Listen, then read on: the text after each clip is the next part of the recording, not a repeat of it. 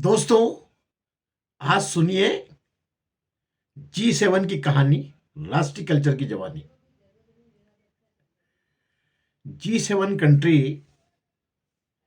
जिसमें America, France, Italy, Spain, Britain और Israel, ये सब कंट्री शामिल हैं। इन लोगों ने कुछ ऐसा कूट षड्यंत्र रचा और इनका जो सबका बॉस जो है वो अमेरिका, यानी अमेरिका एक ऐसा कंट्री है जिसको अपन कानपुर की जो जो कहते हैं ना, ठग्गू, लड्डू के ठग्गू की दुकान, जिसका कि स्लोगन है कि ऐसा कोई बचा नहीं जिसको हमने ठगा नहीं। तो ये उसकी कहानी है। आज मैं आपको ले बता रहा हूं ये चीज कि कैसे मतलब डॉलर को इन्होंने पेट्रो डॉलर में कन्वर्ट किया। और इसमें ये जो कंट्री है पूरे, ये कंट्री ने अमेरिका को पूरा सहयोग दिया। और आज वही अमेरिका इन सब कंट्री को खाने के चक्कर में, क्या फ्रांस, क्या ब्रिटेन, क्या ग्रीनलैंड उसी का पार्ट है। ऐसा कोई बचा नहीं जिसको उसने ठगा नहीं। आज उनकी सबकी स्थिति जो है ग्रीनलैंड को लेकर सब धुक पुक में है कि कब ये अटैक करके ले लेगा। और ये बिल्कुल इनके लिए प्रेस्टीज पॉइंट है, फ्रांस और इटली के लिए। फ्रांस, ब्रिटेन, इटली के लिए बहुत प्रेस्टीज पॉइंट है। ये उनके हाथ से जाना नहीं चाहिए यूरोपियन कंट्री से। तो ये यानी इस प्रकार से अमेरिका जो है दबाता है सबको। उसी दबाने की जो एक जो खास कड़ी है वो है पेट्रो डॉलर। यानी आपको सुनकर आश्चर्य हो गया कि पूरे वर्ल्ड के जो कंट्री है, अगर किसी को भी तेल खरीदना है, मेरी मेरी करेंसी पैसा है, उसकी जो जो दे रहा है उसकी करेंसी जो है वो रियाल है। लेकिन मेरे को उसको पेमेंट करना है तो मैं डॉलर खरीदूंगा, उसको डॉलर भेजूंगा, वो डॉलर को कन्वर्ट करवाएगा रियाल में। लेकिन पूरे country, all over world country जो है वो डॉलर में ही पेमेंट करते हैं। ऐसा क्यों है भाई?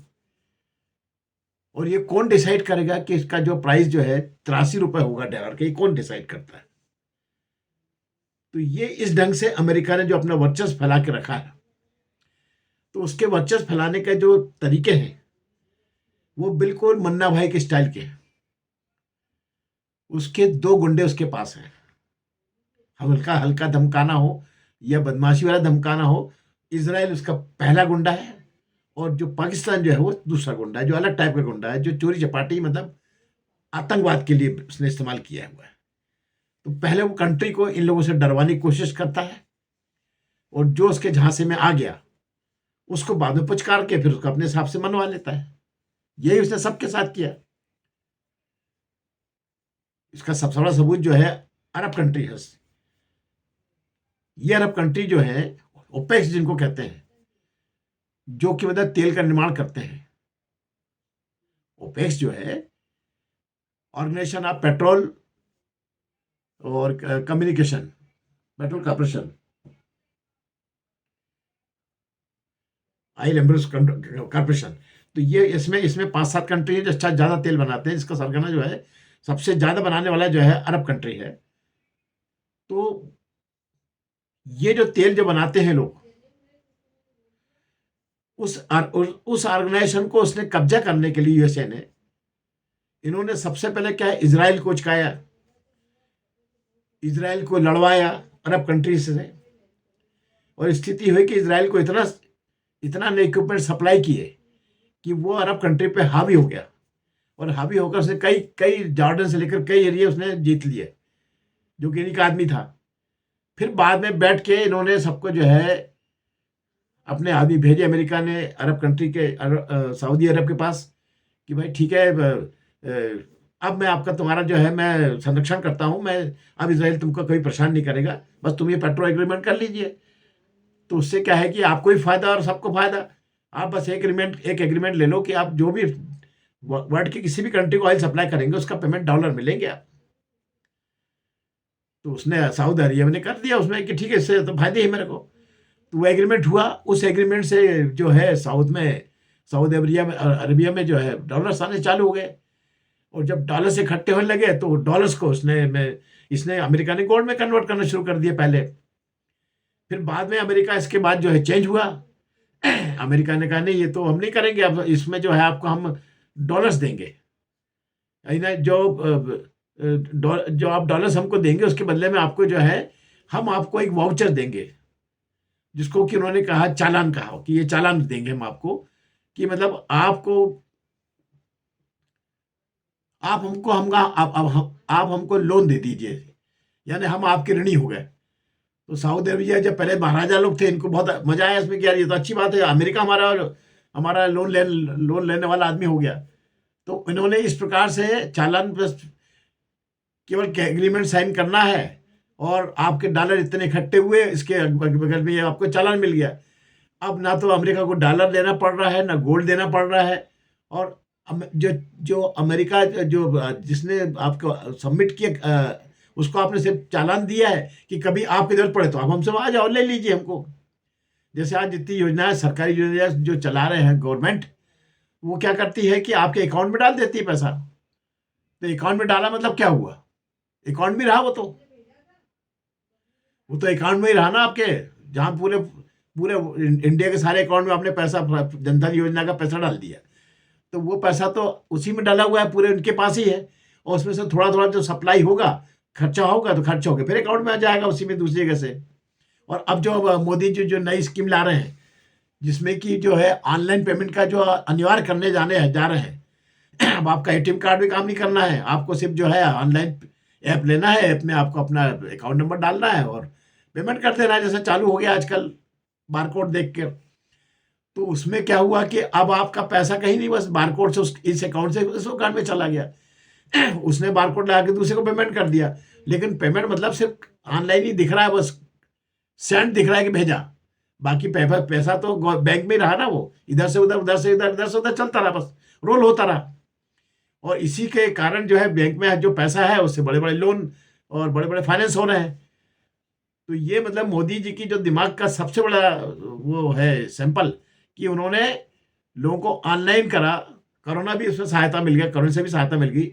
अब ऑनलाइन करके ऐप पे और चाहते हैं कि अनिवार्य रूप से ऐप कर दिया जाए। अब कोई बैंक में जाके पैसा नहीं मांगेगा, उसको उसके मोबाइल में पैसा रखा है, आप जिसको पेमेंट करना है, 15 रुपये की पेमेंट करना है तो कर दीजिए। जैसे कोरोना में चलता है, चाय का पेमेंट भी लोगों ने किया 5-5 रुपये, 5 रुपये से लेकर 5 लाख तक का पेमेंट आप ऑनलाइन कर सकते हैं, जो करना कर दीजिए। तो ये जो स्टाइल आई सामने, इससे आप अमेरिका को देखिए कि अमेरिका ने कितनी मतलब चालें चली, कि ना तो उसने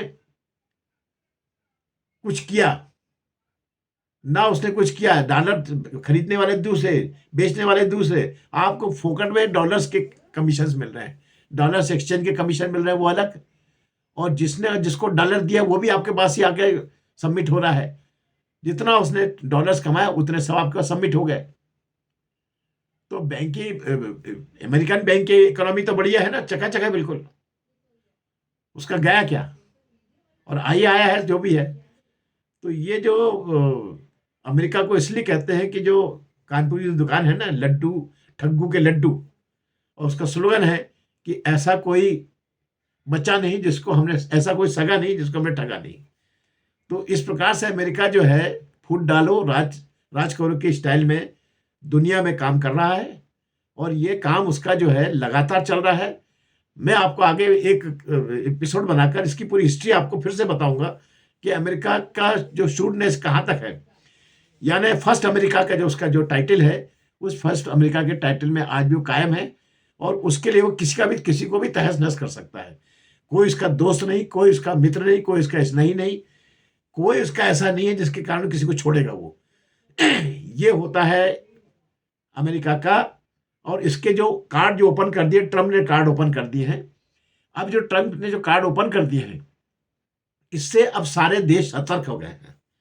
और सतर्क होने के कारण क्या है कि ये जो जून में जो एग्रीमेंट होता था हर साल सऊदी अरेबिया का, कौन सा ये एग्रीमेंट, पेट्रो डॉलर और एग्रीमेंट, इस बार सऊदी अरेबिया ने पेट्रो डॉलर एग्रीमेंट नहीं किया। और उस पर दो और उस पर अमेरिका ट्रम्प के लिए एक जो सबसे बड़ी मार आ गई वही आ गई कि ब्रिक्स कंट्री जो बन गई।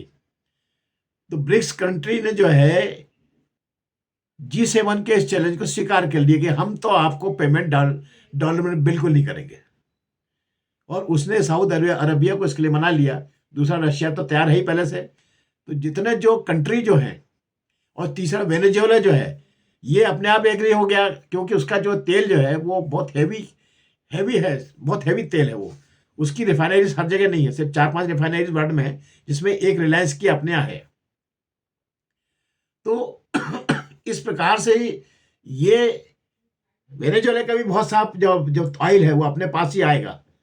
तो ये आने वाले समय में अपने लिए जो है ये बहुत इम्पोर्टेंट चीज है ये, कि हमने जो ब्रिक्स बना के, ब्रिक्स ने ये तय किया, ब्रिक्स में जो है ब्राजील है, चाइना है, इंडिया है, और बहुत से कंट्री ऐसे जुड़ गए हैं साथ में अपने बड़े बड़े उसमें, जिसमें तो इन लोगों ने तय किया है कि हम जो पेमेंट करेंगे वो आपको डॉलर में नहीं करेंगे, हम पेमेंट करेंगे अपने रुपए में, और आपको रुपए में हमसे कुछ लेना तो आप हमसे ले लीजिए। अगर रुपए आपको पसंद नहीं है तो आपका जिस इन 11 कंट्री जो है ब्राजील ब्रिक्स के, उसमें जिससे भी आपका जो चल रहा है क्रिएशन चल रहा है, उसमें एक्सचेंज कर लेंगे अपन लोग।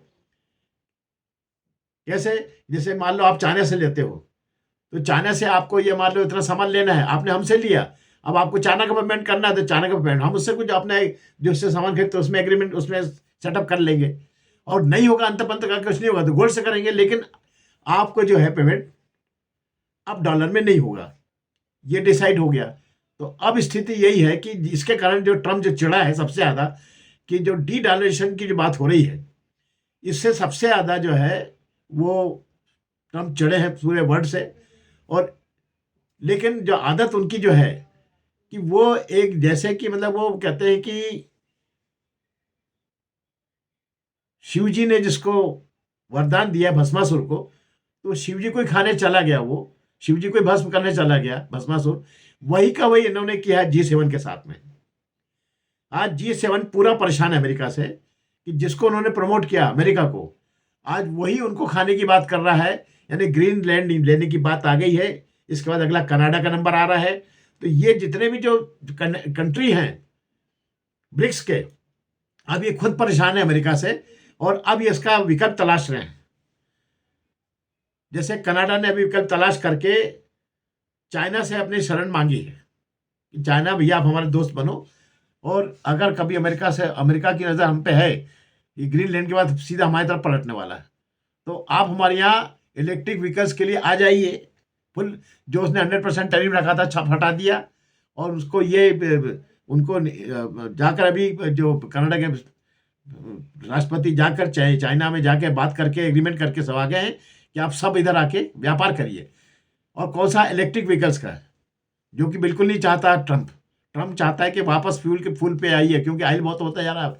वेनेजुएला पे उसने कंट्रोल कर लिया, इधर ईरान पे कंट्रोल करने का प्लान हो ही गया है उसका। तो ये सब कंट्री से ऑयल उसको मिलना है, तो ये चाहता ऑयल सप्लाई हो, और ऑयल के कंडक्शन से सारी मशीनें चले, ना कि इलेक्ट्रिक से। तो ये जो है, और चाइना जो है इसका, इसलिए इसका अगेंस्ट में जो है चाइना जो है उस पर सबसे ज़्यादा उसका जो फोकस है वो इलेक्ट्रिक व्हीकल्स पे है, और उसकी सस्ती इलेक्ट्रिक व्हीकल्स जो हैं वो कनाडा आएंगी। तो ये इसकी जो एलएम स्मिथ की जो टेक्सला है, इसको वो चैलेंज करेगी। तो इस चैलेंज को एक्सेप्ट करने के लिए जो है इनके पास कोई विकल्प नहीं है, और इसीलिए और भी ज़्यादा ट्रम्प चढ़ता जा रहा है सब वर्ड से। और देखिए आगे क्या क्या होता है। लेकिन ये तय हो गया कि पेट्रो डॉलर का जो एग्रीमेंट है वो समाप्त हो गया है। अब पेट्रो डॉलर में पेमेंट वर्ल्ड में करना अनिवार्य नहीं है। हर कंट्री अपने हिसाब से अपना पेमेंट करना चाहता है, और उसके कारण पेट्रो डॉलर के हटने के बाद ही जो है आप देख रहे हैं गोल्ड के रेट बढ़ते जा रहे हैं, बढ़ते जा रहे हैं, बढ़ते जाएंगे, वो लगातार बढ़ेंगे। और कहाँ तक जाएंगे ये बिल्कुल कहना भी वो नहीं है, मुश्किल, मतलब आसान नहीं है। ये गोल्ड और सिल्वर के रेट लगातार बढ़ेंगे, इसमें कोई गुंजाइश नहीं है, इसमें कोई मतलब संशोधन समाधान नहीं है। ये बढ़ते जाएंगे और लगातार घटेंगे, बढ़ेंगे, लेकिन ये आगे जाके 2, 2.5, 3 लाख कहाँ तक पहुँचता भगवान जाने। तो मैं पंडित इल्मिश राष्ट्रीय कल्चर से लिए आपके लिए एक बढ़िया ऐसी ही अच्छी जानकारी लेके आता हूं। और आपसे मेरा निवेदन है कि आप ऐसे जो मेरे जो एपिसोड्स हैं राष्ट्रीय कल्चर के माध्यम से आपको मिलते हैं, चाहे फेसबुक पे हो, चाहे व्हाट्सएप पे हो, और आप इनको जो है शेयर करिए, लाइक करिए, सब्सक्राइब जरूर करिए। और ये कोशिश करिए कि ये जो अच्छी जानकारी है, इससे क्या है कि बच्चों का भी इसका ज्ञान बढ़ता है, और हम सबका ज्ञान बढ़ता है। इसलिए ज़्यादा लोगों को, अपने स्नेही स्वजनों को इसको शेयर करिए, लिंक शेयर करिए। मैं पंडित मिश्र, राष्ट्रीय कल्चर।